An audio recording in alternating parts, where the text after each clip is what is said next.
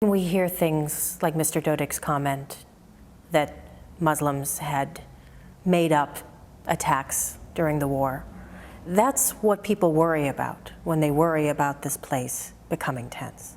What's the explanation for comments like that?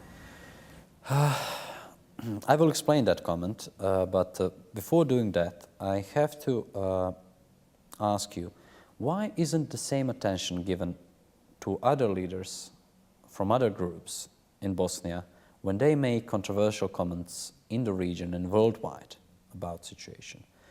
I don't know, are you aware of the fact that a religious leader of Islam community in Bosnia and Herzegovina, Reis Ceric, gave many statements suggesting that every nation every people in former Yugoslavia earned right for homeland except for Bosniaks, and that Bosnia is Bosniaks' homeland. Well, that's one controversial comment that suggests that this initiative for domination is not something we suspect or not a conspiracy theory of Serbs. It's a clear political intention of some circles in Sarajevo, very influential circles in Sarajevo. Is it noted that same leader went to Kosovo just recently and gave very controversial comments suggesting that Kosovo has to be recognized by Bosnia, etc. And on the other side, you see that no major diplomat is pushing for that because everyone is aware that Bosnia doesn't have unique view on that issue, and no one is pushing for that in order not to cause disturbances in Bosnia. No political leader is doing that. But then you have major religious leader of country going to Kosovo, making those statements. The question is, why isn't anyone paying attention to those kind of statements which are stirring up the atmosphere, at least equally as some comments from Republika Srpska does? A. B, when it comes to a specific comment you mentioned, Prime Minister suggested that it was a bit strange that same expert in arms was doing the expertise on two attacks, Sarajevo, Markale, and Tuzla, and that both, what he suggested, it wouldn't hurt the process for independent revision to be done.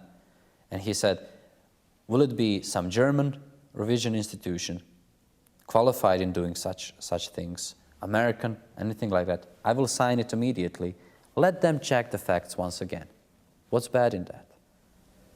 Because this is a very sensitive situation. Of course, but he was addressing the victims of war, families of Serb victims of war, when he was addressing them.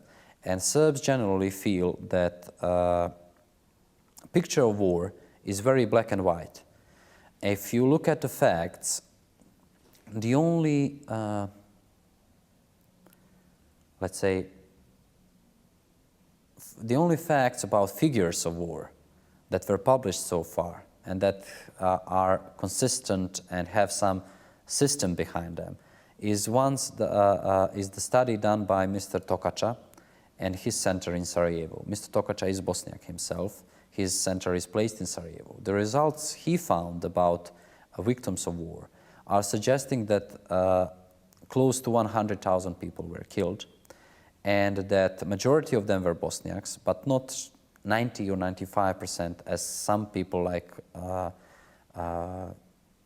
Mr. Holbrook sometimes suggested, that there were 300,000 people killed and that 90% of them were Bosniaks. The truth is different. The assessment of Mr. Tokača's center, the numbers he has, suggest that 28,000 out of that number were Serbs. And if you look at the percentages of population in Bosnia before the war, you see that it's not that this proportion is not that big, and that many families on all sides suffered. By saying that, I'm not trying to justify war crimes that happened. I'm not trying to deny what happened in Srebrenica.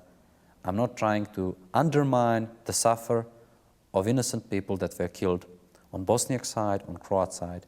But I'm just saying that pain about the war and what happened during the war exists among Serbs as well. So it's not that Prime Minister is addressing a bunch of people that lost nothing in war, that they are completely fine with what happened in war, so he has no obligation to think about their feelings as well. It's highly sensitive, I agree, but it's highly sensitive for everyone in Bosnia.